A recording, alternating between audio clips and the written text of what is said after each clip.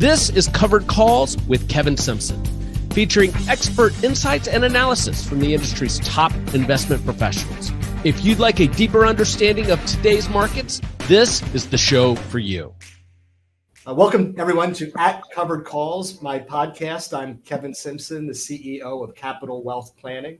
For those of you who are tuning in for the first time, we try to engage with the finest minds on Wall Street. And I'm very pleased, honored, and proud to have my very, very good friend, George Raffa, joining us today. George, thanks so much. Well, thanks for having me, Kevin. I got to admit, the firm's come a long ways from our first podcast, how many years ago? 7 years ago, when we launched Capital Wealth Planning. And my hat's off to you. You've done an amazing job building an awesome company. Remind everyone who may have missed that podcast from like 7 years ago where we filmed it. Well, it was an issue. We didn't have a room reserved. It was obviously my mistake. So when Kevin showed up, we ended up being in a closet. And, Kevin and I were about an inch apart, and we audited the presentation, but it worked. And since then, Kevin, you've just done an amazing job for clients, frankly, and FAs. That's one of my questions, Kevin, I'd like to talk about is what has really set you apart is the culture and the feel of a boutique firm. Now at $9+ billion, talk about how you're keeping that culture and that feel of a boutique firm, including still giving out your cell phone number. Well, that's easy. You know, so many firms in their effort to grow, they try to be all things to all people. And what we do at Capital Wealth Planning is really stay in our lane. You know, we have a niche, we have a flagship product, we have a few little derivatives of that product, but for the most part, we're focusing on one sole objective, which is to provide good risk-adjusted returns, good and growing cash flow for financial advisors and their clients. And in so doing, the scalability has been easy because we have such an amazing team here, and we continue to bring just top-notch, high-quality folks into the family. And Kevin, I know that the client services team still calls every advisor when they open their first account. So the culture is ingrained in your whole team. My hat's off to you. Yeah, well, we tend to call and say thank you for every penny that comes in the door, but we're very grateful. Kevin, talk a little bit about the new professionals that you've attracted to your firm. It's amazing that you're able to take individuals that have 30 years plus experience in the business, and they want to be part of Capital Wealth. So start with Keisha, who's a dynamic person, heading up your sales area, and go through, the board members a little bit, and Lou and Jay and Matt, some of the new individuals that you've attracted to Capital Wealth. That would, I think, be very productive to paint a picture of the quality of individuals that want to be part of this company. Well, everything, as you mentioned there, is a testament to what we're building out. And in the sales side, it certainly does start with Keisha and her team. We make sure that we're as communicative and responsive to financial advisors. To us, it's as important as the money management side of things. We would be remiss if we didn't include you in that conversation, George, as a key advisory board member, someone that's involved each and every day in every aspect of the firm, from top to bottom. I know your passion is for sales, distribution, and marketing, but you also help with every aspect of the business. Jack Fisher, who you introduced to me, I don't even remember how long ago, runs day-to-day operations as far as the executive board member, chairman of the board, and really brings the credibility, having been on public boards and making Capital Wealth Planning a legitimate operation from top to bottom. We've got Gary Kaminsky, who is a tremendous asset to us from the money management side. So where you and Jack help with the marketing, the business, Gary is a tremendous asset to us in the running of the actual money and working with distribution through firms that we hope to onboard in the future. So it starts at the top, and we're very, very fortunate. If you look at the compliance and Lou, that's been buttoned up for a long time, but we continue to bring in great people on the sales side. Matt is a terrific and just incredible professional. And our most recent hire, Jay Fortuna, to come in and represent us with national accounts just brings incredible credibility. I think he's Jay's 40 years. Jay and Matt, 30, 40 years experience, and it's amazing. They at this point of their life, they want to be part of this company. All right, let's shift a little bit, Kevin. I'm going to jump into the investment side and chat with you a little bit.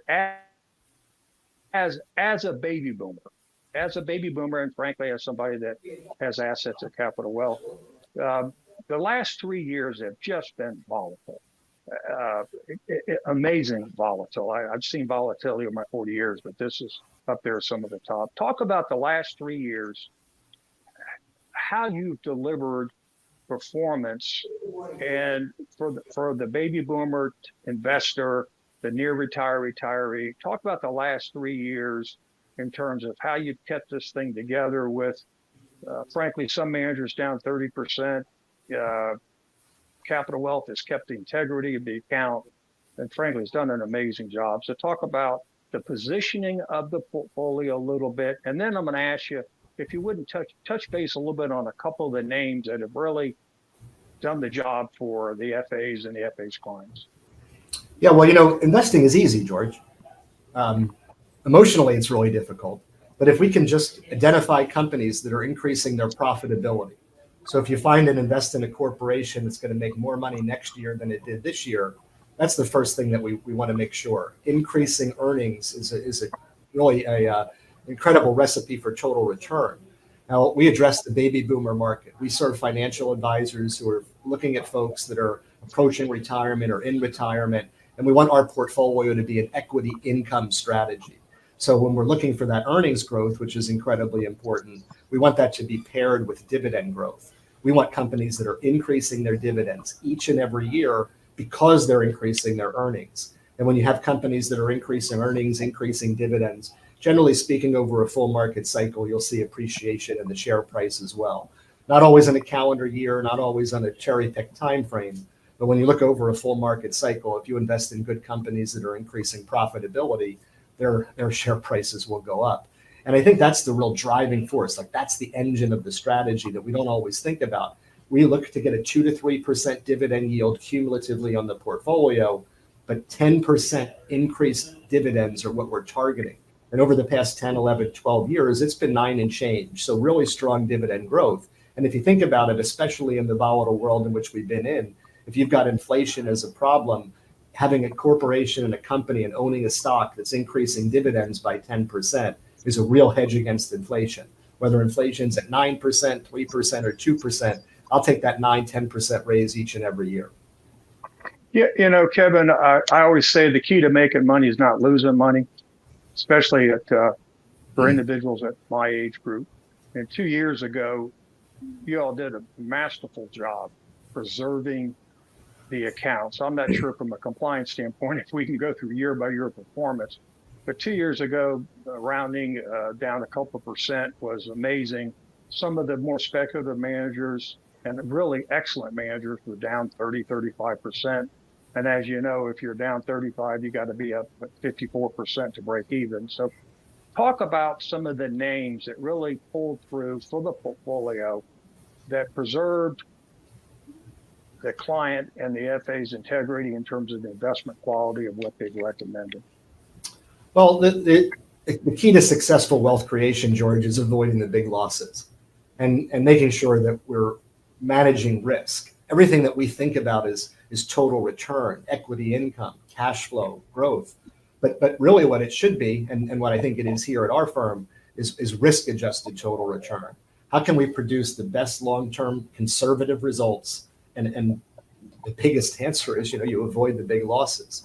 So 2021 was a great year for equities. It was a broad market rally. Everything went up. Growth stocks went up. Value stocks went up. Right. Dividend-paying stocks. We enjoyed, amazing returns in 2021. 2022 was a completely different story for the broad markets because everything was down 20, 30, 40%, depending upon the index. Massive corrections. And all we wanted to do, because we knew at the end of 2021 that the Fed was going to be raising rates for some period of time. And if we could just put on our belts, suspenders, and hold the line while rates were increasing, we weren't really expecting that we could make any money. We just didn't want to lose anything. So you went all of 2022 with this horrific performance, and then most of 2023 until the end of October, when the Fed basically called no mas on rate hikes. Now, for the broader indices and for growth stocks in particular, they enjoyed a really amazing recovery in the tech stocks, the AI stocks. If you think of last year's Magnificent Seven, it carried the indices up, and everything was posting really, really good returns in 2023 that could have exposure into those big names. Value stocks and aristocrats and dividend players were sort of left by the wayside. And that happens, it seems to me, like once every 10 years in my 30 plus years of doing it. But when the Fed decided that we were done raising rates at the end of October, things kind of got back to normal, and you saw breath back into this market. So November, December, January, February turned out to be good months, not just for a short, small handful of AI stocks, but for a lot of broad sectors. And that's really what has benefited our portfolio over the past 4 months, is kind of getting back to business. Because when the rates were increasing from 0 to 550 basis points of yield, it's very, very difficult for a value or a dividend manager to do much of anything. But we posted a very respectable return last year. It's just funny that all of that came in November and December. Yeah, I know. When I look at the names in the portfolio, I don't worry about the names, stuff like positions like Duke, Kevin, et cetera. I'm going to shift gears a little bit to the distribution side as a baby boomer. Every financial planner uses a 4% distribution rate. And I think some of the magic of your discipline, Kevin, is the fact that you've been able to generate 4+% cash flow between the dividends and the options year after year after year. And it's in some of your marketing materials. It's just magical, frankly.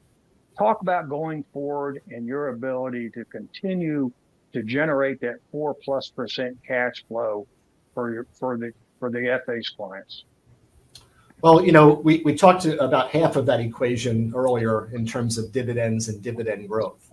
We're not looking for high dividends. It's not a high dividend strategy. It's a dividend growth strategy, which means some of these companies aren't going to have massive yield, but they have incredibly intense dividend growth. And you can think Visa, Microsoft, Apple as 3 names that pop into my head that don't have the highest dividends, but have really explosive dividend growth. The other piece of the equation, so if we're getting 2 to 3% from dividends, the other piece of the cash flow equation comes from covered call writing, which we don't introduce into the portfolio necessarily for cash flow. We tactically utilize short-term out-of-the-money covered calls as a hedging technique. We want to reduce volatility. We want to reduce modestly the downside. We want to smooth out the experience and the ride for the investor. But the byproduct of it is still generating additional cash flow, even if it isn't the main focal point behind it. So even with the frugal approach to call writing that sometimes we adopt, you're going to see another 2, 3, maybe as much as 4% a year in cash flow just from options, just from covered call writing. So when you combine those two elements together, you're going to get somewhere in the neighborhood of 4, 5, 6, maybe as much as 7% a year. And really behind the curtain, we want to do 4.5 to 5.5%. That's really the objective that we're trying to deliver, knowing very well that the financial advisor community is looking at a 4% distribution rate. And over the past 10, 11, 12 years, we've been averaging around a 5% cash flow distribution. I tell you, Kevin, that really helps in difficult markets, because when you're in a difficult market, and if you're still able to pull out the 4% or at least 4%, it really helps you sleep at night. All right, next subject. My wife, Renee, and when she came home not too long ago from Publix and was complaining about spending $430 on a couple of days' groceries, inflation is a real problem for baby boomers. And frankly, it's a problem for everybody. Talk about how you position the other side of the portfolio, not the distribution side, but the growth side, to where the portfolio will give a hedge, or not even just a hedge, will really compensate for these inflation numbers we're seeing. Well, the thinking about the distribution at a 4% fixed is bond mentality.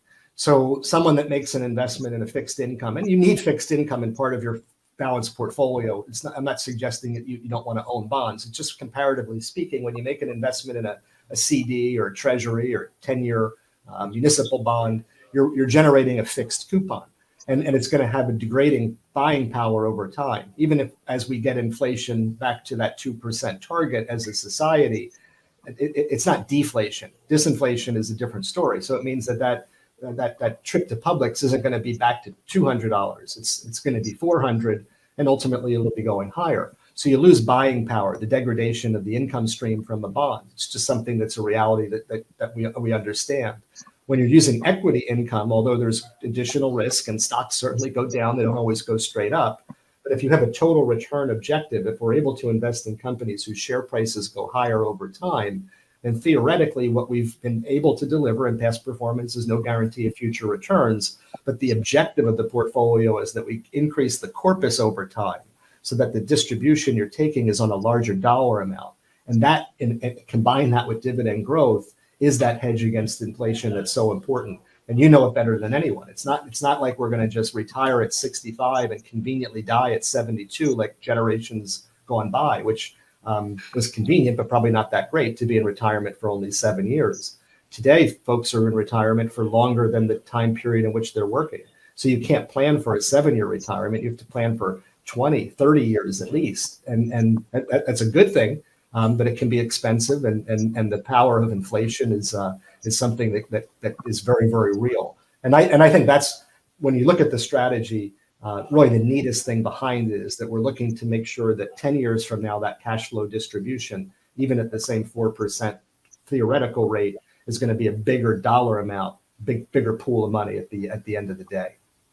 Yeah, it's frankly, Kevin, when I look at the distribution over the years growing at the 4% on a larger asset base, it's just frankly amazing. All right, I'm going to shift another gear. Risk. You and I've been through the markets, different markets over the years. I look at some of the riskier names that people are talking about over and over again, and I have to ask myself, Kevin, is this another 99 tech wreck setting up? I look at NVIDIA, everybody's talking about it. Stock's gone from 234 to, I know it's pulled back from 800 to $800. It's still selling at 65 times earnings. My brothers own Tesla. They love the stock. My one brother has a Tesla.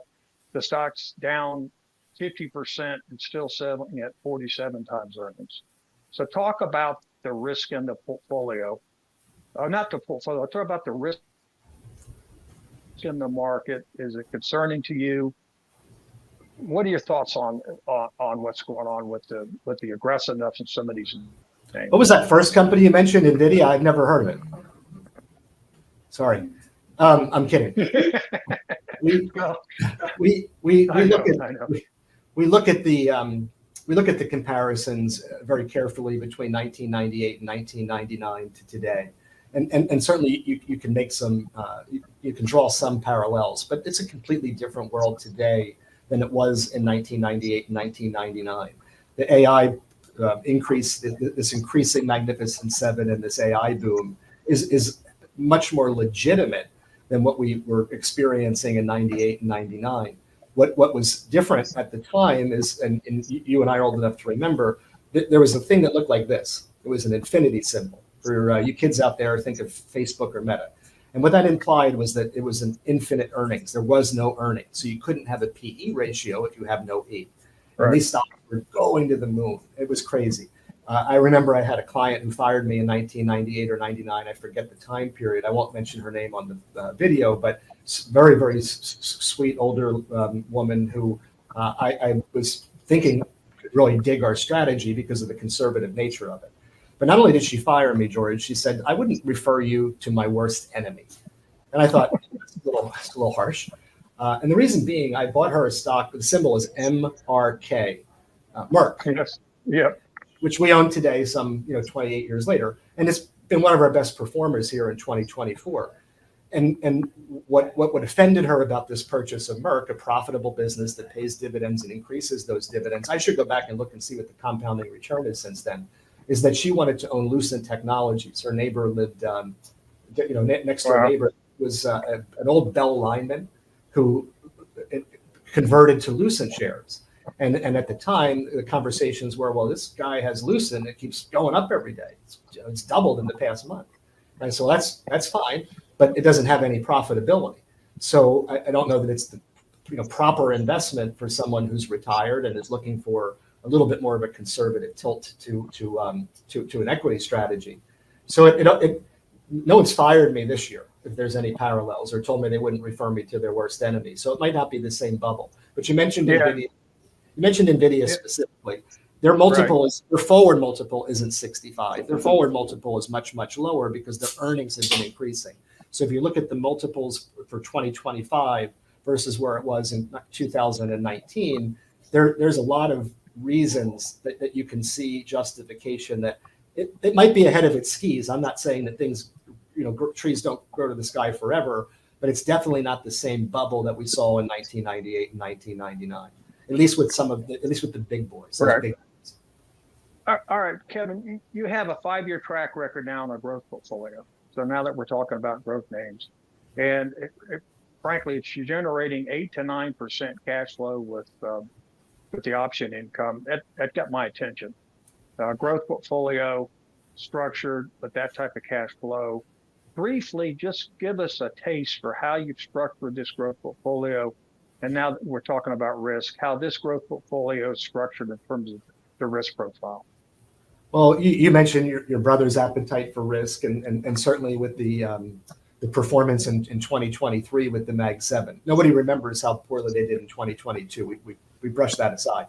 But because there is an appetite for things that are a little bit more aggressive, there has been a demand by many financial advisors we work with who said, hey, look, our clients want some exposure to this growth side of the equation. But again, we're servicing the baby boomers. So we don't want to put all this money in these high octane names without any parachute, without any type of hedging. So what we suggested was that the higher beta names, the NASDAQ companies, the tech stocks, they have really, really good option premiums. When you have more risk, you have more option premium. When you have lower risk, you have lower option premium. I won't go and bore everyone with the Black-Scholes model, but it's an idea that if you're going to be in the growth names, we can hedge it by writing covered calls that will produce somewhere in the neighborhood of 6, 7, 8%, and I guess you could even say 9% if you think of some of these names and the history of what we've done over the past few years more recently. And what that does is it gives you a little bit of a cushion. You're owning the names that have a little bit higher octane, a little bit higher beta, which means higher risk, but you're hedging it with that massive covered call premium. And from an equity income standpoint, it's pretty neat to generate that kind of cash flow on NASDAQ and Russell 1000 growth names. So for someone that a financial advisor that has a client with a little higher appetite for risk, that's an incredible way to get exposure to it. Now with covered calls, you're going to have some forfeiture to the upside. You're not going to have as high octane a return when things are going up, but it's been darn good for the past 5 years in terms of the upside capture and the ability to buffer some of that downside from a longer term perspective is always the winning formula, always the winning formula. Well, from a positioning standpoint, Kevin, it seems like it should be explored in terms of an additional inflation hedge with the percent of the portfolio position in this type of growth mechanism. All right, so I'm going to switch gears. The last question. I know you're not supposed to talk about politics, religion, and investments, but we're in an election year, and it's pretty controversial. There's a lot of people right now nervous about putting funds to work because it's an election year. It's hard to turn the TV on sometimes, but just refresh us in terms of the markets and how you feel about election years and the separation between politics and, frankly, investing. Historically, election years have been really good for stock market performance. So I think we can lead with that. The expectation is, if history teaches us anything, in election years, the stock market typically performs well. Not always, but mostly.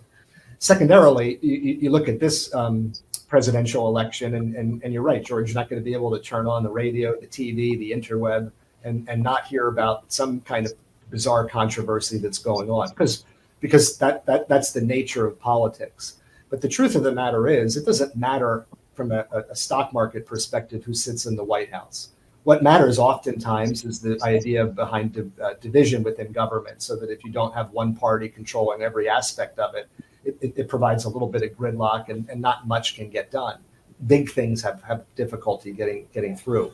So from that standpoint, I think that's what we tend to want to see happen, regardless of which person sits in the White House. It's not going to affect. We own Procter and Gamble. How many vials of toothpaste or shampoo Procter and Gamble is going to be selling has very little influence. The president has very little influence over what's happening in Procter and Gamble's sales. Now, from an economic standpoint, over time, certainly there's policies that will affect economics. There are decisions that take place. So I don't want to pretend to be naive and say that there's no influence from politics to the economy, to the stock market. Certainly there is. But I think sometimes we put far too much weight on who's actually sitting in the White House, because we've had Democrats, we've had Republicans, and in both instances, the stock market has done very well in recent years. So as we sit through this year and try to digest the noise, I would encourage everyone to once in a while just turn it off and think about something else, because the emotions are what can be more devastating and lead to portfolio management mistakes. If you can separate the emotions from the mathematics, I think you can get through this year and the next 4 years with a very constructive portfolio. Great. That's a good perspective. Well, Kevin, I appreciate the chance to interview again after these years. And frankly, you're on CNBC 2 to 3 times a week now, and look forward to seeing you on TV continuing to give us some insight.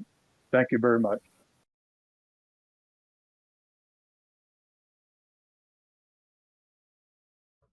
This message does not constitute an offer to sell or a solicitation of an offer to purchase securities through CWP Advisory Services. Investments are not guaranteed and involves risk of loss. The views and opinions expressed in this message are those of investment professionals made at the time this content was recorded, are not necessarily the views and opinions of CWP, and may change in time without notification. For additional information about CWP, visit CWP's or the SEC's website for a copy of our ADV disclosure brochure and Form CRS.